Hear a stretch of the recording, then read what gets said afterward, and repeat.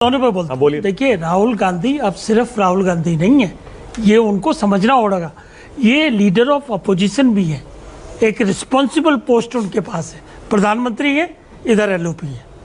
तो ये कोई अपने टूरिज्म पे गए हैं, चाहे जहाँ ही जाएंगे, अगर इस तरह से मुलाकातें करेंगे और देश को टूरिज्म पर तो नहीं गए, और क्या ये कह रहे हैं ना अभी कि छुट्टियां बिताने गए, क्यों उनकी चर्चा कर रहे हैं? मैंने तो नहीं कहा छुट्टी का नाम है, मेरे मुंह से छुट्टी शब्द निकला ही नहीं। अच्छा चलो, नहीं निकला। कोई यात्रा पे गए हैं, चलो यात्रा नहीं होती। हम हमारा कहने का संदर्भ ये है कि Rahul Gandhi leader of opposition है, देश की जनता की निगाहें और सरकार की निगाहें उनके हर मूवमेंट पे होती है। वहां जाके क्यों देश विरोधी ताकतों से मिलोगे आप, और क्यों देश को बदनाम करोगे?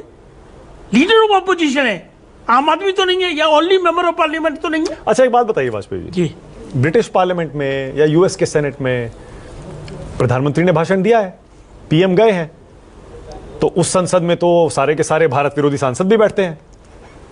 अगर पीएम की किसी मीटिंग में, भाषण में इस तरह के लोग रह सकते हैं, तो एलओपी के साथ मीटिंग में इस तरह के लोग क्यों नहीं रह सकते? देखिए, रहना अलग है, लोगों का अटेंड करना अलग है, और आप पर्सनली उनसे मीट करेंगे वो अलग संदर्भ हो जाता है। तो भाटी साहब कह रहे हैं मिलने में क्या दिक्कत है? मिल लो, सुन लो, अपनी बात कह दो। तो उनके अलायंस के पार्टनर है, उनके लिए तो कोई दिक्कत ही नहीं है। हाँ। जबकि वोट देश के नागरिक भी तो हैं, जबकि देश की चिंता हमें भी तो है, खाली आपको ही के तौर पे नहीं बैठे, आप पार्टी के प्रवक्ता के तौर पे बैठे। देखिए, हमारा गंभीर इस पे विषय पे साफ साफ कहना यह है कि राहुल गांधी को लीडर ऑफ अपोजिशन की जिम्मेवारियों से निभाना पड़ेगा।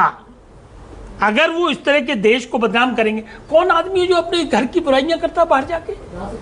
और ये पहली बार नहीं कर रहे, मोदी जी करते हैं, ये पहली बार नहीं कर रहे, मोदी जी करते हैं, पहली बार नहीं कर रहे। देश में पैदा होने में शर्म आती थी, मोदी जी कहते हैं बाहर जाके, और एक जगह नहीं, कम से कम वाला मामला हो गया, 5 देशों में कहा है। सुनिए, ये देशद्रोही वाला मामला हो गया क्या?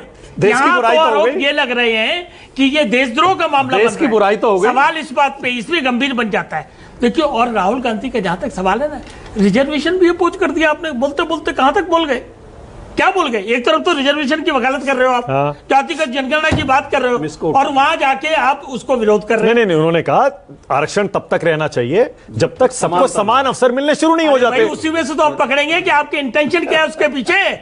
आप बात को साफ तरीके से क्यों नहीं अच्छा, आपका स्टैंड क्या है? हमारे कई बारे में आरक्षण हमेशा रहना चाहिए, आरक्षण हमेशा आरक्षण के छूने की भी सोचना हमेशा रहना चाहिए, छूना भी नहीं मतलब हमेशा रहना चाहिए, कभी खत्म नहीं होना चाहिए। 5000 सालों के जो अत्याचार उन लोगों पर हुए हैं, वो कितने 5000 साल में भी नहीं हुआ। बिल्कुल, जब तक वो बिल्कुल बराबरी पे नहीं होंगे तब तक आरक्षण रहेगा। यही तो राहुल गांधी कह रहे हैं वाजपेयी जी, राहुल गांधी एग्जैक्टली यही कहा। राहुल गांधी ने ये कहा है कि आरक्षण कब तक रहना नहीं चाहिए, उन्होंने भी वही कहा जो आप कह रहे हैं, जब तक बराबरी नहीं आ जाती तब तक रहना चाहिए आरक्षण। यही तो समझ का फेर है कि आप किस एंगल से समझ रहे हो, हम किस एंगल से समझ रहे हैं, यही तो फेर है। अब आशुतोष क्यों हंस रहे हैं भाई? देखिए, जातिगत अहमद खान साहब हैं क्या? इसको मैं डेमोंस्ट्रेट कर देता हूँ ना, इसको और कहता हूँ, इस बात को और परिपक्व करता हूँ। 370 हटने के बाद JNK में रिजर्वेशन गुजरवाल, बकरवाल, SC ST सबको मिला।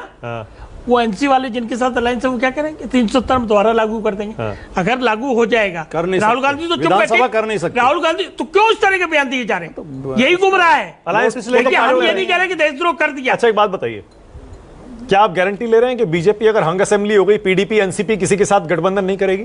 कल को आसमान गिर जाएगा, ये हम कैसे कह सकते हैं? तो फिर नहीं मालूम, पहले कर चुकी है, हमको नहीं मालूम। अगर मैंडेट क्या आएगा, मैंडेट आएगा, एक सेकंड, मैंडेट अगर आएगा और मैंडेट की रिक्वायरमेंट होगी तो उस वक्त कुछ भी होगा। और वैसे भी एक बात देखिए, ये अक्सर इस पर चर्चा होती है, और आशुतोष, डॉक्टर